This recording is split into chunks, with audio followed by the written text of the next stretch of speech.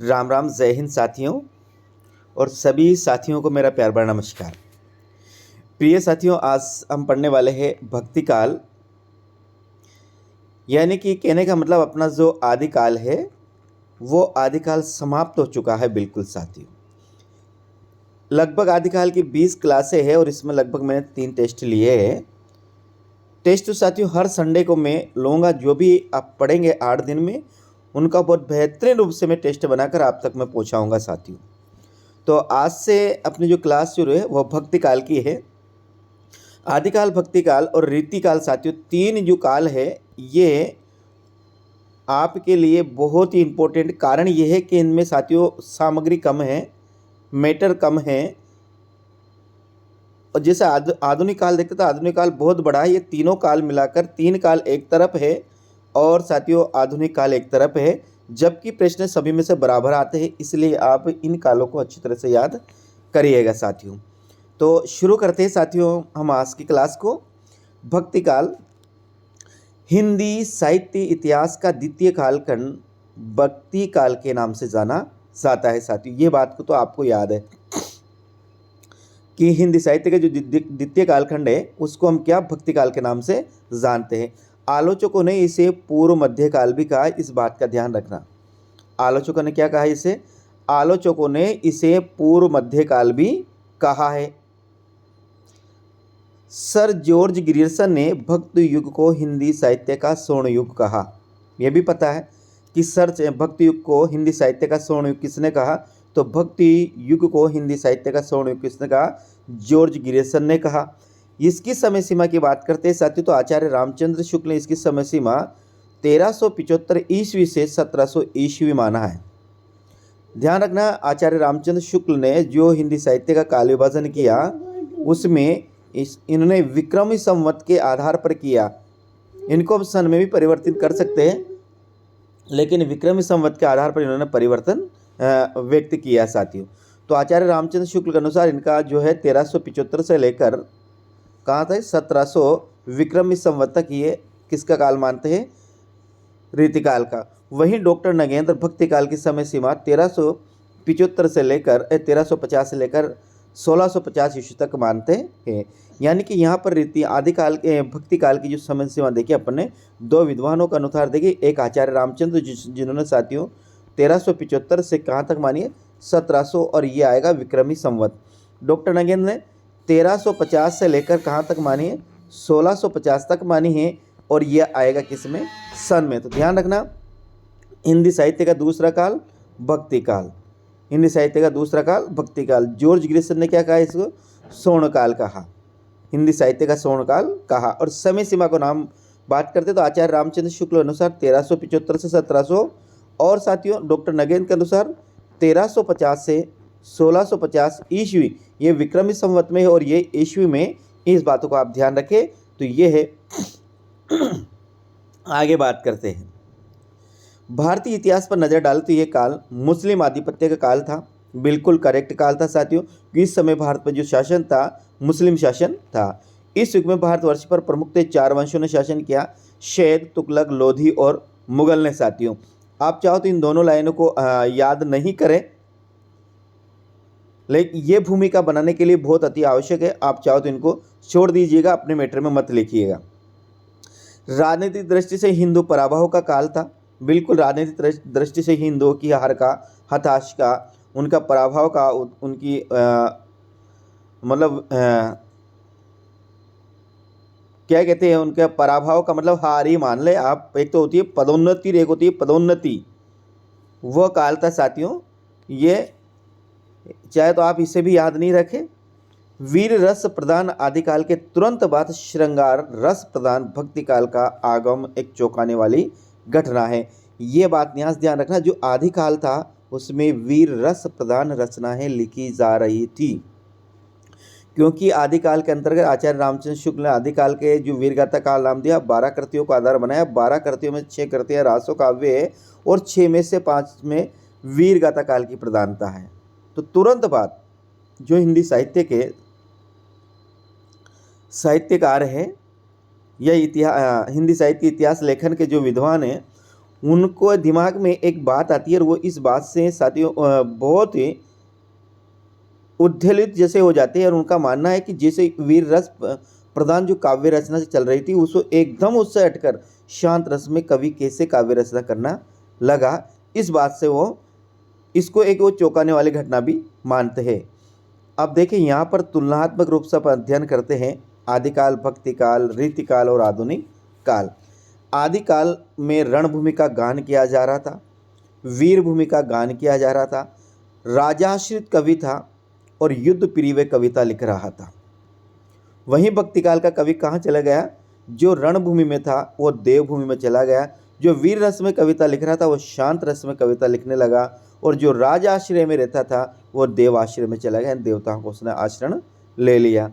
रीतिकाल की बात करते तो रंगभूमि, यहाँ पर रणभूमि थी, यहाँ पर देवभूमि थी, यहाँ पर रंगभूमि यानी सुरा सुंदरी और सुरा सुंदरी में भी वो अपनी रचना लिख रहा था। राजाओं को प्रसन्न करने के लिए ही जो राजाश्रित कवि था वह उसका एक ही मुख्य उद्देश्य था, मेन उसका जो ध्येय था वो यही था कि किस प्रकार राजा को प्रसन्न किया जाए और वह राजा की प्रसन्नता में ही अपने समस्त काव्य की रचना कर रहा था। किसमें? रीतिकाल में। रीतिकाल में नायिका भेद ग्रंथ लिखे गए, लक्षण ग्रंथ लिखे गए, अलंकार निरूपक ग्रंथ लिखे गए हैं। इसमें श्रृंगार रस की प्रधानता थी। राजाश्रय, फिर वो कवि जो कहाँ पर आदिकाल में राजा का आश्रय में रहता था और भक्ति काल में वो देवाश्रय में भगवान का आश्रय में चला जाता है और रीतिकाल में आकर पुनः वो राजा का आश्रय में चला जाता है, क्योंकि फिर नया राजा के दरबार में रहकर वो काव्य रचना करना लगा। ये काव्य रचना कैसी थी? विलास प्रिय काव्य रचना थी, विलास प्रिय काव्य रचना थी। और आधुनिक काल में वह कवि जो आदिकाल में रणभूमि में था, भक्ति काल में देवभूमि में था, रीतिकाल में रंगभूमि में था, आधुनिक काल में आकर वह जनभूमि में चला गया, यानी साधारण व्यक्ति की, जन साधारण की समस्या को अपने साहित्य में वो स्थान देने लगा साथियों। और जनवाणी मध्यम वर्ग और गरीब वर्ग, बिल्कुल समाज के निम्न तबके के लोगों को की वाणी को उन्होंने अपने साहित्य में स्थान दिया और वह जनाश्रय और वह जना यानी कि साधारण मनुष्य के आश्रय में वो रहने लगा। जनाश्रय का मतलब है उनके दुख दर्द को अपने काव्य में व्यक्त करने लगा साथियों। तो देखिए एक बार पुनः आदिकाल में रणभूमि की प्रधानता थी, तो भक्ति काल में देवभूमि की, तो रीतिकाल में रंगभूमि की और आधुनिक काल में जनभूमि की। आदिकाल में वीर रस की प्रधानता, भक्ति काल में शांत रस की प्रधानता और यहाँ पर साथियों रीतिकाल में श्रृंगार रस की प्रधानता और यहाँ पर जनवाणी यानी यहाँ पर किसी रस की प्रधानता नहीं है साथियों। यानी यहाँ दुखी, पीड़ित, दलित लोगों की भावनाओं को साहित्यकारों ने, कवियों ने, लेखकों ने अपने साहित्य में स्थान दिया है। आदिकाल का कवि राजाश्रित रहता था, राज्य का आश्रय में रहता था, तो भक्ति काल का देवाश्रय में यानी मंदिरों में चला गया, मठों में चला गया और रीतिकाल का कवि पुनः वापस राज्य के आश्रय में, राजा के दरबार में आ पहुंचा। लेकिन आधुनिक काल का कवि जनाश्रय में चला गया, साधारण लोगों की भावनाओं को, अपने साधारण लोगों के दुख दर्द को, पीड़ा को, क्लेश को वो अपने साहित्य में स्थान देने लगा। ये युद्ध प्रिय, इनका प्रिय जो लेखनी चलती थी वो युद्ध के विषय में चलती थी। युद्ध का अतिशयोक्तिपूर्ण वर्णन करना, यही इस राजा के राज्य में जो कवि रहता था उसका ये मुख्य उद्देश्य था। वही भक्ति काल में आकर किसमें विलास प्रिय रचना करने लगा, जो युद्ध प्रिय रचना करता था आदिकाल में। इस प्रकार से आप इसको बिल्कुल अच्छी तरह से याद करें, आपको ये भूमिका बहुत बेहतरीन रूप से समझने में सहायता करेगी आदिकाल और भक्ति काल की और तीनों कालों की। अब आगे देखते हैं। आचार्य शुक्ल ने भक्ति को धर्म का रसात्मक रूप कहा है। आचार्य शुक्ल ने भक्ति को धर्म का रसात्मक रूप कहा। साथियों हम पढ़ रहे हैं, ये भूमिका बहुत बेहतरीन भूमिका है, लेकिन यहाँ से प्रश्न आने की संभावना है। तो बस ये है कि देखो यदि प्रश्न कठिनाई स्तर से बना है तो कहीं से भी बना सकता है, ऐसी कोई बात नहीं कि प्रश्न कहाँ से नहीं है। हर पंक्ति इसकी याद करने लायक है। फिर भी आज में जो मैंने कुछ पंक्तियाँ बताई वो आप छोड़ सकते हैं। भक्ति शब्द की उत्पत्ति मोनियर विलियन के अनुसार भज धातु से हुई है, भज धातु से हुई है, जिसका अर्थ होता है ईश्वर का स्मरण करना या सेवा करना। ईश्वर का स्मरण करना या सेवा करना, किसका? भज धातु का। और भज भक्ति शब्द के जो मोनियर विलियन थे उन्होंने इसकी उत्पत्ति बताई है वो किससे मानी है, बज धातु से मानी है, और जिसका अर्थ होता है ईश्वर का स्मरण करना या सेवा करना। साथियों आगे बात करते हैं। भक्ति शब्द का सर्वप्रथम उल्लेख हुआ कहाँ पर हुआ, श्वेताश्वर उपनिषद में हुआ। साथियों भक्ति शब्द का जो सर्वप्रथम उल्लेख मिलता है हमें, वो मिलता है श्वेताश्वर उपनिषद में मिलता है। भक्ति आंदोलन राष्ट्रव्यापी आंदोलन था जिसका फैलाव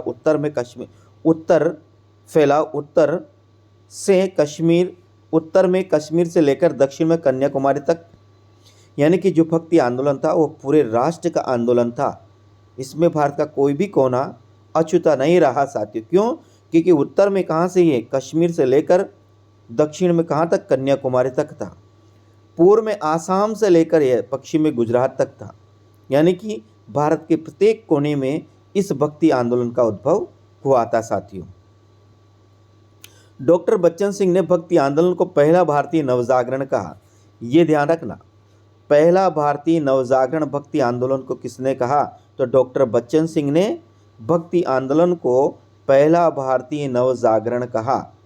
डॉक्टर बच्चन सिंह ने भक्ति आंदोलन को पहला भारतीय नवजागरण कहा, और डॉक्टर राम विलास शर्मा ने भक्ति आंदोलन को लोक जागरण काल कहा, और डॉक्टर हजारी प्रसाद द्विवेदी ने भक्ति काल को लोक जागरण काल कहा, लोक जागरण कहा। अब यहाँ देखिए आप, एक लोक जागरण है, एक लोक जागरण काल है, और एक पहला भारतीय नवजागरण है। तो लोक जागरण हजारी प्रसाद, लोक जागरण हजारी प्रसाद द्विवेदी, लोक जागरण काल रामविलास शर्मा, लोक जागरण काल रामविलास शर्मा, और पहला भारतीय नव जागरण काल डॉक्टर बच्चन सिंह। नव जागरण काल डॉक्टर बच्चन सिंह, पहला बच्चन सिंह, पहला भारतीय नवजागरण बच्चन सिंह, पहला भारतीय नवजागरण बच्चन सिंह, पहला भारतीय नवजागरण काल बच्चन सिंह ने, और लोक जागरण काल ये कहा डॉक्टर रामविलास शर्मा ने, और आगे है हजारी प्रसाद द्विवेदी ने से कहा जागरण, लोक जागरण काल। तो तीन शब्द मिलते हैं, लोक जागरण काल हजारी प्रसाद द्विवेदी, लोक जागरण काल रामविलास शर्मा, पहला भारतीय नवजागरण डॉक्टर बच्चन सिंह। साथियों भक्ति आंदोलन के उद्भव और कारण, भक्ति आंदोलन के उद्भव और कारण। साथियों तो भक्ति आंदोलन के उद्भव और कारणों को हम अभी पढ़ेंगे, तो ये क्लास ज़्यादा बड़ी हो सकती है साथियों मेरे हिसाब से, इसलिए मेरा मानना है चलो पढ़ लेते हैं इसको, भक्ति आंदोलन को। भक्ति आंदोलन के उद्भव के कारण, भक्ति आंदोलन के उद्भव के, अब कौन कौन से विद्वान ने भक्ति आंदोलन के उद्भव के क्या कारण बताए। कारण ये है कि आदिकाल में जो कवि राजा के दरबार में रहकर राजा की प्रशंसा में अतिशयोक्तिपूर्ण दोहे और काव्य रचना कर रहा था, वही कवि भक्ति काल में आकर भगवान के दरबार में कैसे चला गया अचानक, इसके उद्भव के कारणों को इन्होंने यहाँ पर जाना है। तो भक्ति आंदोलन के उद्भव के कारणों को लेकर विद्वानों में मतभेद पाया जाता है। आचार्य शुक्ल इस आंदोलन को मुस्लिम आक्रमण की पराजय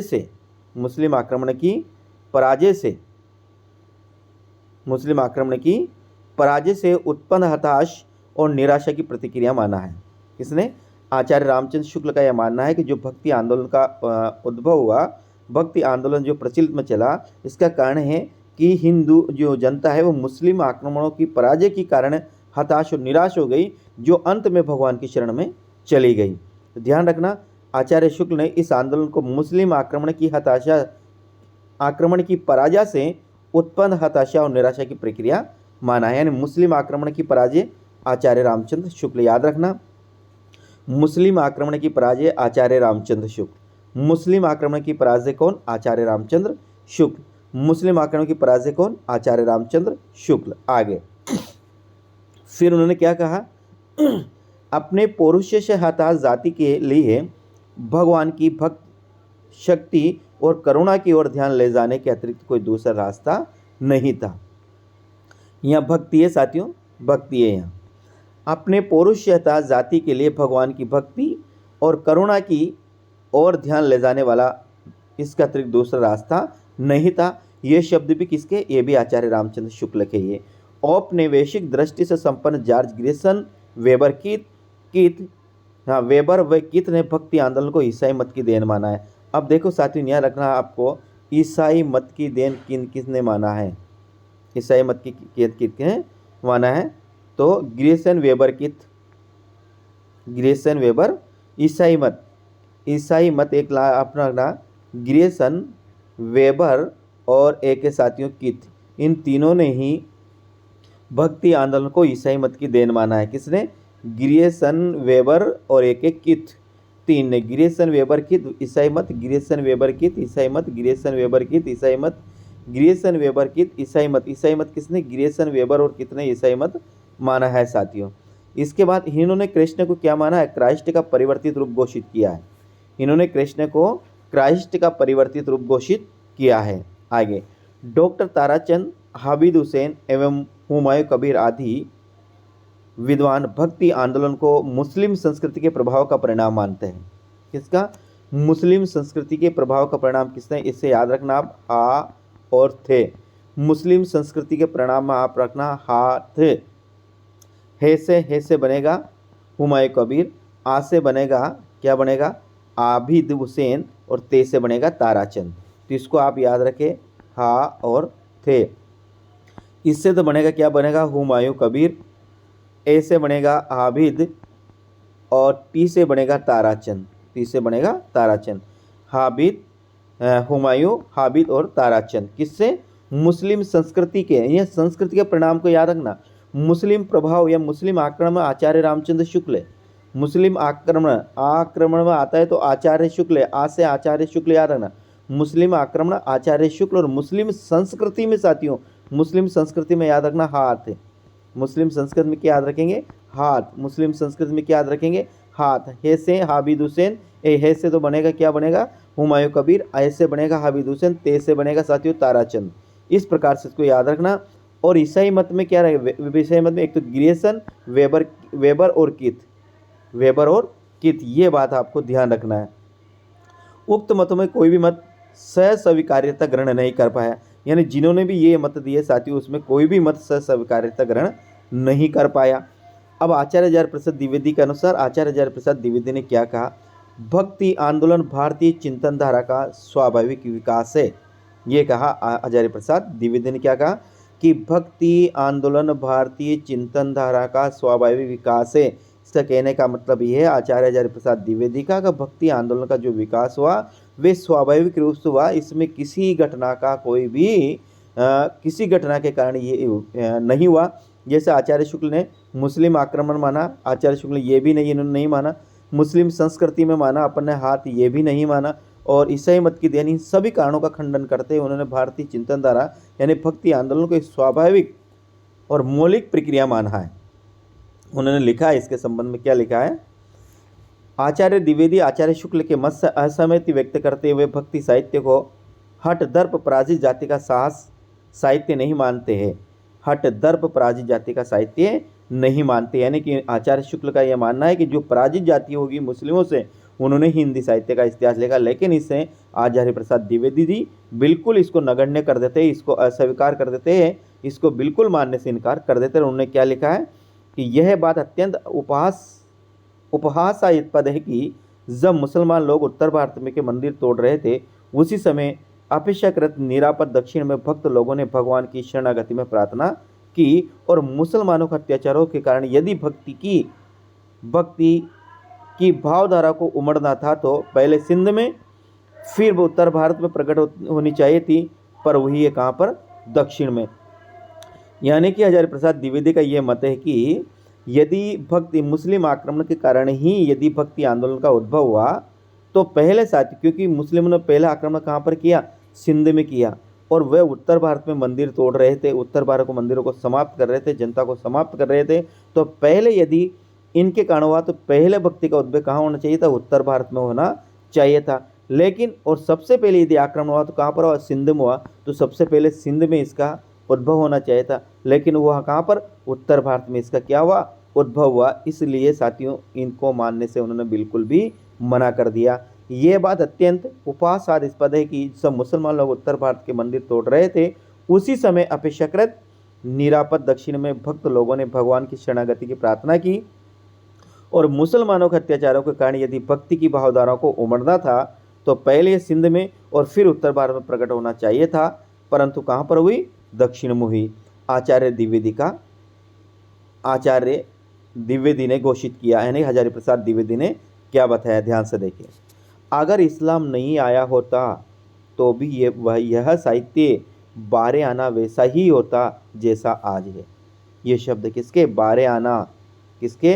बारे आना शब्द याद रखना, ये है हजारी प्रसाद द्विवेदी। उन्होंने कहा कि अगर मुस्लिम इस्लाम नहीं आया होता तो भी साहित्य का बारे आना वैसा ही होता जैसा आज, यानी कि साहित्य जो हिंदी साहित्य का रीतिकाल है सेम इसी प्रकार से होता जैसा आज है।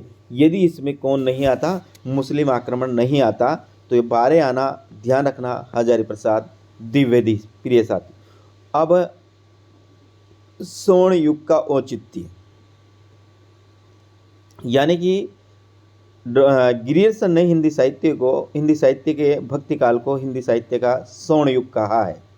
तो इस स्वर्ण युग कहने का क्या औचित्य है साथियों?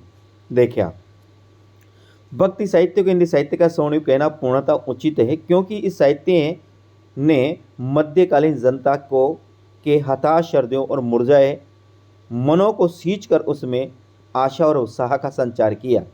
क्यों मुरझाए गए थे इनके हृदय साथियों? मन क्यों मुरझा गया था? हृदय क्यों हताश हो गया था? मुस्लिम आक्रमण की पराजय के कारण, क्योंकि उस समय मुस्लिम जो शासन था साथियों, कहा जाता है कि वह लोगों को इतना परेशान करता था कि शायद ही उसमें व्यक्ति जीने की ललक ही समाप्त कर देता। तो इनको पुनः भक्ति की ओर जो प्रवृत्त किया साथियों, वो किसने किया? जो उस समय भगवान का गुणगान कर रहे थे, उन कवियों ने, उन ऋषि मुनियों ने साथियों पुनः इनके मुरझाए मनों को और हताश हृदयों में एक उत्साह का संचार किया और उनमें जीने की ललक पैदा की साथियों।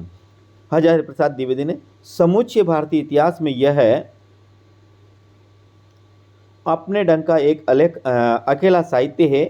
इसी का नाम भक्ति साहित्य है। ये एक नई दुनिया है। ये जो शब्द किसके है? आचार्य हजारी प्रसाद द्विवेदी के। इनको एक नई दुनिया माना है किसने? हजारी प्रसाद द्विवेदी ने। किसको? भक्ति काल को। बाबू श्याम सुंदर शर्मा ने क्या कहा कि जिस युग में कबीर, जासी, तुलसी और सूरदास की दिव्य वाणी उनके अंतःकरणों से निकलकर देश के कोने कोने में फैली हुई थी, उस साहित्य के इतिहास में सामान्यतः भक्ति युग कहते हैं। निश्चित ही यह हिंदी साहित्य का स्वर्ण युग था।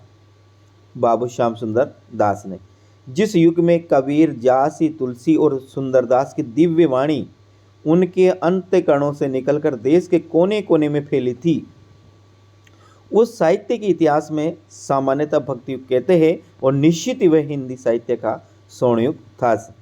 आचार्य शुक्ल ने, भक्ति का प्रभाव विस्तृत और प्रबल होता गया कि उसकी लपेट में केवल हिंदू जनता ही नहीं, देश में बसने वाले मुसलमानों में से भी न जाने कितने आ गए। ऐसा आचार्य रामचंद्र शुक्ल ने कहा कि भक्ति साहित्य या भक्ति काल में जो भक्ति का उद्भव था वो इतना प्रबल और इतना विस्तृत था कि इसमें न केवल हिंदू जनता लपेट में आई, यानी कि न केवल हिंदू ही राम भक्त या कृष्ण भक्त बने, इसलिए मुस्लिम भी कहीं व्यक्ति कृष्ण भक्त बन गए, राम भक्त बन गए साथियों। आचार्य शुक्ल के कहने का मतलब यह है। आगे, भक्ति का उद्भव हुआ कहाँ पर हुआ? दक्षिणी भारत में हुआ। भक्ति का उद्भव हुआ कहाँ पर हुआ? दक्षिणी भारत में भक्ति का उद्भव हुआ, बिल्कुल करेक्ट है। और उत्तर भारत में भक्ति आंदोलन जनक कौन माना जाते हैं? रामानंद माना जाते हैं। ध्यान रखना, उत्तर भारत में भक्ति आंदोलन के जनक कौन माने जाते हैं? तो उत्तर भारत में भक्ति आंदोलन के जनक रामानंद माने जाते हैं। ध्यान रखना, उद्भव और भक्ति आंदोलन का उद्भव कहाँ पर हुआ? दक्षिण भारत में हुआ। उत्तर भारत में कौन लाए? रामानंद लाए। दक्षिण में भक्ति का जन्मदाता आलवार संतों, आलवारों को माना जाता है। आलवारों का अर्थ होता है संत। आलवार होते हैं साथियों विष्णु के उपासक। क्या होते हैं? विष्णु के उपासक होते हैं। यहाँ दो प्रकार के संत थे, एक आलवार थे, एक नयनवार थे। तो आलवार होते हैं उनको विष्णु के उपासक कहा जाता है। नयनवार होते हैं उनको किसको? शिव के उपासक कहा जाता है। तो पहली बात, इसका उद्भव कहाँ? दक्षिण में हुआ। और उत्तर में कौन? रामानंद लाए। किसने उद्भव किया? आलवार संतों ने किया। आप देखिए, आलवार तमिल भाषा का शब्द है। किस भाषा का है? तमिल भाषा का शब्द, जिसका अर्थ होता है मग्न होना या लीन होना। आलवार जो शब्द है वो तमिल भाषा का शब्द है जिसका अर्थ होता है मग्न होना या लीन होना। दक्षिण में विष्णु के उपासकों को आलवार कहा जाता है और इनके आलवार संतों की संख्या कितनी? 12। ध्यान रखना, सिद्धों की संख्या 84 है, नाथों की संख्या 9 है, आलवार संतों की संख्या 12 है। सिद्धों की संख्या, नाथों की संख्या 9, सिद्ध है, पहले बात सिद्ध आए, सिद्धों की संख्या 84, नाथ कितने थे? 9, आलवार कितने थे? 12। तो दक्षिण में विष्णु के उपासक होते हैं, उनको आलवार कहा जाता है। अब देखिए यहाँ दो मिलते हैं, एक आलवार मिलते हैं, एक नहीं मिलते हैं नायनवार। नायनवार, आलवार में तो विष्णु को याद रखना आप। अब नायनवार में ने आ रही साथियों, तो इसको याद रखना शिव। शिव त्रिनेत्र, शिव को क्या, शिव के 3 आंखें होती है, तो नयन, नयन से याद रखना शिव। नायनवार शिव, त्रिलोचन भी कहा जाता है उनके, त्रिलोचन, त्रिनयन, 3 आंखें, त्रिनयन, तो 3 आंखें किसके? शिव के। तो नायनवार का याद रखना, नायनवार से आप रखना शिव, ठीक है। और आलवार से विष्णु को उपासक। इनकी संख्या कितनी मानी जाती है? 12 मानी जाती है। आलवार संतों में अंडाल या आंडाल नाम की एक कवयित्री हुई जिसे दक्षिण की मीरा कहा जाता है। दक्षिण की मीरा किसे कहा जाता है? दक्षिण भारत में एक आलवार या आंडाल नाम की कवयित्री हुई जिसे दक्षिण की मीरा कहा जाता है। कवयित्री, ये सही शब्द साथियों, कवयित्री आएगा, शुद्ध अशुद्ध में पढ़ते कवित्री आएगा साथियों। यदि ऐसा मिलता है कवियत्री, तो ये आपका क्या गलत है साथियों। याद रखना, दक्षिण की मीरा किसे कहा जाता है? आंडाल को या अंडाल को दक्षिणी मीरा कहा जाता है। आलवार संतों के पदों का संकलन, जिससे 4000 पद है, नाथ मुनि ने दिव्य प्रबंधम शीर्षक से किया। आलवार पदों का संकलन किसने किया? तो वह किया नाथ मुनि ने। किस नाम से किया? दिव्य प्रबंधम शीर्षक से किया। यानी आलवार संतों का पदों का संकलन किसने किया? नाथ मुनि ने किया। किस नाम से किया? दिव्य प्रबंधम शीर्षक से किया। ध्यान रखना, आलवार संतों के पदों का संकलन नाथ मुनि ने दिव्य प्रबंधम शीर्षक से किया। आलवार संतों के पदों का संकलन नाथ मुनि ने दिव्य प्रबंधम शीर्षक से किया। भक्ति के आदि आचार्य रामानुजाचार्य माने जाते हैं। भक्ति के आदि आचार्य कौन माने जाते हैं? भक्ति के जो आदि आचार्य है वो रामानुजाचार्य माने जाते हैं, जिन्होंने विशिष्ट दैत्यवाद का सिद्धांत दिया। प्रिय साथियों, अगला बात करते हैं। रामानुज का जन्म कांचीपुरम में हुआ था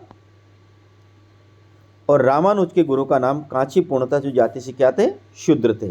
रामानुज का जन्म कांचीपुरम में हुआ था, रामानुज के गुरु का नाम कांचीपुर्ण था और जाति से क्या थे? वो शूद्र थे। ये आज क्लास को यहीं खत्म, कल पढ़ेंगे साथियों भक्ति काल की प्रमुख काव्यधारा और उनका विभाजन, और फिर भक्ति काल में अपन पढ़ेंगे भक्ति, निर्गुण भक्ति और सगुण भक्ति में अंतर साथियों। तो भक्ति काल की प्रमुख काव्यधारा कौन कौन सी है, किसने इसको कैसे विभाजित किया और इनमें क्या अंतर है, इसको हम बिल्कुल ध्यान से पढ़ेंगे साथियों। तो ठीक है, उम्मीद करता हूँ प्यारे प्यारे विद्यार्थियों कि आपको ये क्लास बेहतरीन लगी होगी। कैसी लगी मुझे आप कमेंट के माध्यम से ज़रूर पता कर जाइएगा। ठीक साथियों, मिलते हैं अगले वीडियो में। राम राम।